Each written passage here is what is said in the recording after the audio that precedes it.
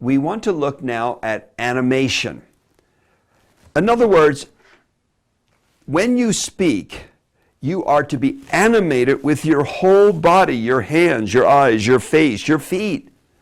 Animation, you're not talking to dead people or funeral directors, you're talking to living people. So be alive. God gave you this body. When we communicate, we don't just communicate through our voice.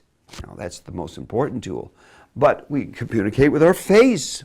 So let's look at animation and the different parts of our body. First of all, body language, the whole of the body. We communicate through the whole of our body. Walking around, leaning forward like this, sitting back like we're really contemplating and thinking about something or speaking of something important.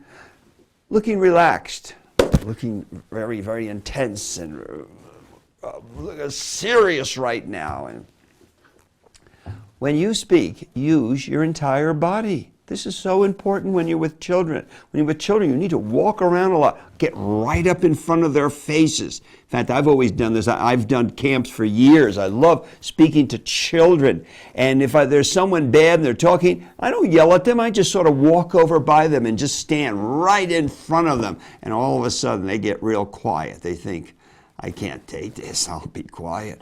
You can do so much with your body. Hand motions. Luke records in the book of Acts, and Paul spoke, and he lifted his hands, or he raised his hands, he moved his hands. Paul must have spoke with his hands a lot. I have some very, very good Italian friends. In fact, we have missionaries to Italy, so we've been very involved in the work in Italy. And I always tell the Italians, they talk with their hands. They're just constantly talking like this, and all this kind of stuff. I mean, they got more hand motions than you can possibly imagine. Very exciting to watch them, very, very animated as they talk to you, and very excitable as they talk to you. You have to concentrate on what they're saying. Use your hands. All right, we're talking about Ephesians chapter 6 here and prayer. So when you're talking about prayer, put your hands in a posture of prayer. Put your head down. Lift your hands in prayer as you're explaining to them, we have this incredible ministry of intercession for other people. That's an incredible ministry. You ever hear people say, I don't know what to do. I don't know how to serve the Lord. Well, first of all, I get all upset going, you don't know what to do. First thing is you can have a ministry of intercession. You're a believer priest. Everyone can have a ministry. We're to be praying for other people. We're believer priests. What a wonderful ministry this is. So, encourage people, and when you're speaking to them about the ministry of intercession, raise your hands. Look up into the heavens. Fold your hands. Put your head down. All these movements sort of visualize what you're saying with your mouth. Use your fingers. Use your fists. Use the open palm. Use your hands like this. Appeal to people. Now you have to be careful what culture you're in. In some cultures, if you use the finger like this, that's actually not acceptable, and it's really actually offensive to people. In other cultures, it's a very strong hand movement pointed to something important. So you need to know your culture and know how to use hand movements. You'll get yourself in a lot of trouble. Hand movements can give you great power in your speaking. It compels people to listen to you.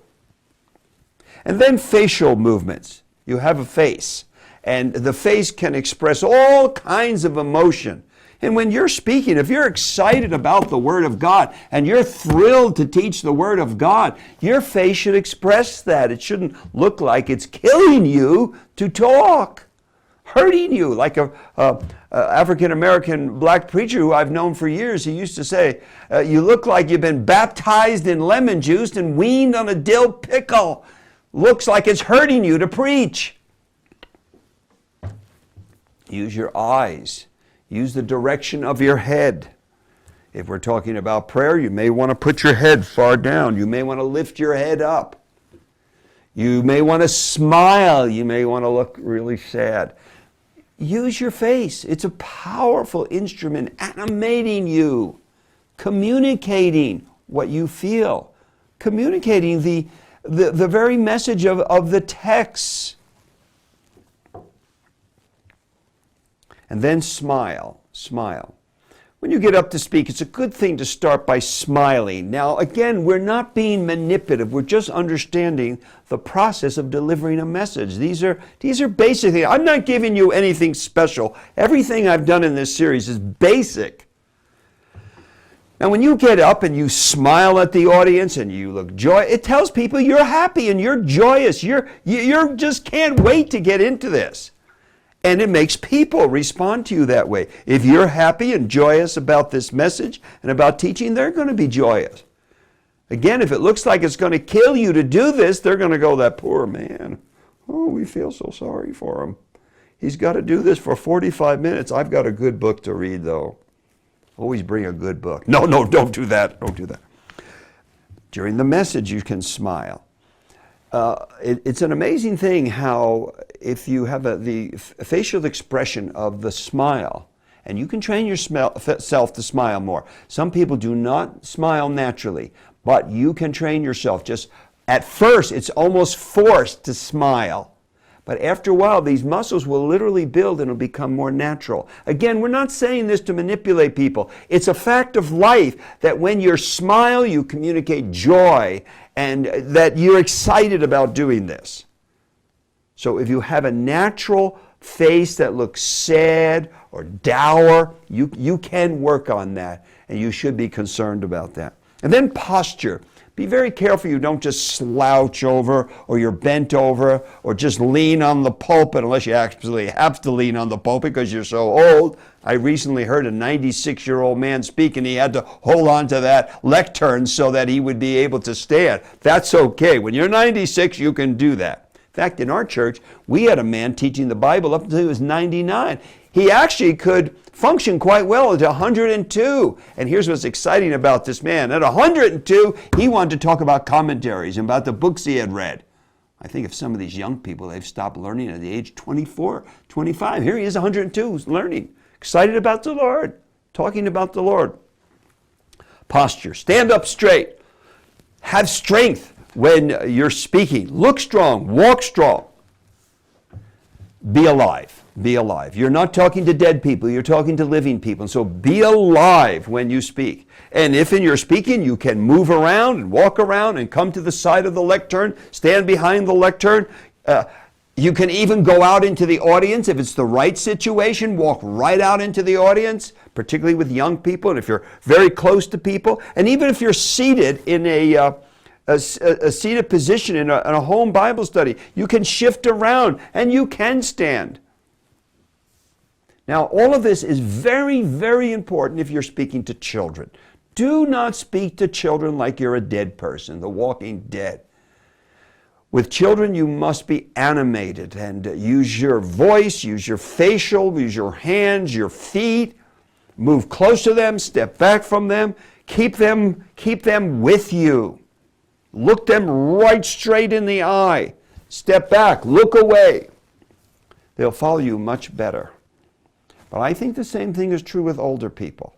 Use your entire body to communicate the most wonderful truths in all the world, the truths of the Word of God. Now, humor, 6. Humor is a great tool. If people laugh, it's interesting, the biological change in their face and in their bodies when they laugh. And they're enjoying the message and they're able to just sort of express themselves through laughter. It certainly works very well and it keeps the audience with you. But there's great dangers in humor. Don't try to be funny. Humor has to be natural. And if you're not a naturally humorous, funny person, do not try to be that. It's very dangerous.